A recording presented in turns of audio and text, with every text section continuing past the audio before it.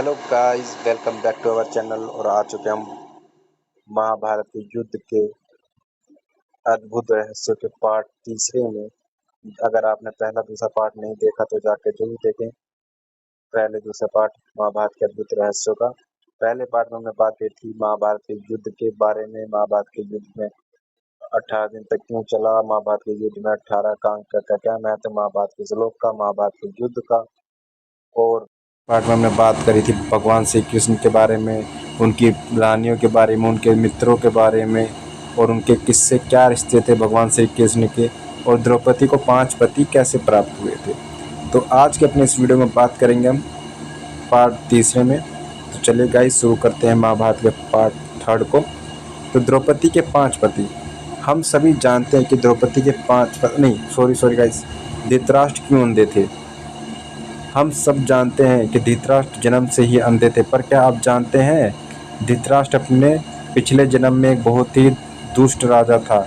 एक दिन उसने एक नदी में एक हंस जो अपने बच्चों के साथ आराम से विचरण कर रहा था, यह देखा वह हंस को इतना खुश ना देख सका।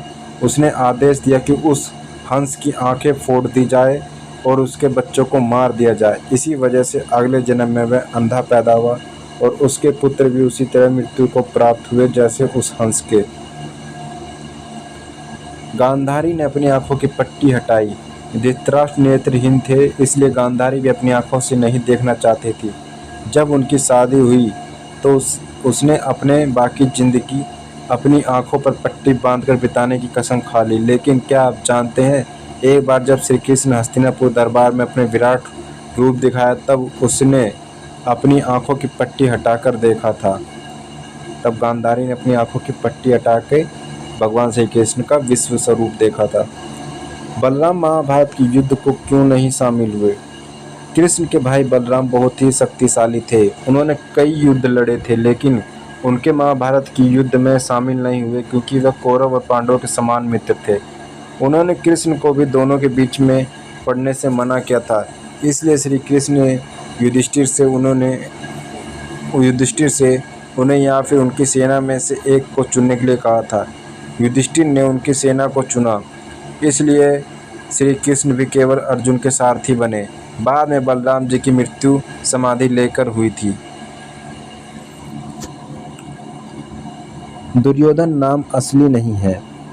दुर्योधन का नाम असली सुयोधन था, जिसका अर्थ है एक महान योद्धा, लेकिन वह स्वयं दुर्योधन ही था जिसने अपना नाम सुयोधन से बदलकर दुर्योधन कर लिया, जिसका अर्थ होता है एक ऐसा व्यक्ति जिसे कभी हराया नहीं जा सकता। लेकिन महाभारत काल में दुर्योधन के बदले नाम को उसके बुरे कर्मों का कारण बताया गया है। इंद्रप्रस्थ का महल, जैसे कि आप सभी जानते हैं कि जैसे ही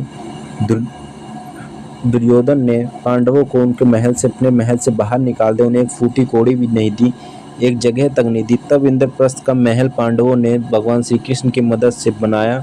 और इस इंद्रप्रस्थ महल की क्या खासियत थी, तो चलिए गाइस बताते हैं आपको।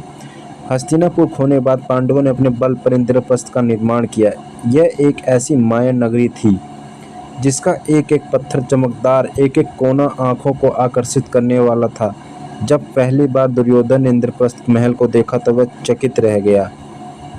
देख रहे हो गाइस, इतना मतलब खूबसूरत था ये इंद्रप्रस्थ का महल, और इतने मतलब मायावी नगरी थी ये। यहाँ पर हर एक चीज़ एकदम चमक रही थी सोने की तरह। और ये सब देख के दुर्योधन की सुध-बुध खो गई। और आगे बताएंगे आगे क्या हुआ। तो गाइस पार्ट 4 मिस ना करें आगे की स्टोरी जानने के लिए। तो चलिए गाइस, वीडियो अच्छी लगी हो तो वीडियो को लाइक कर देना, चैनल पे नए हैं तो चैनल को सब्सक्राइब भी कर लेना ताकि आने वाली वीडियो नोटिफिकेशन आपको मिलती है। तो मिलते हैं गाइस पार्ट 4 में।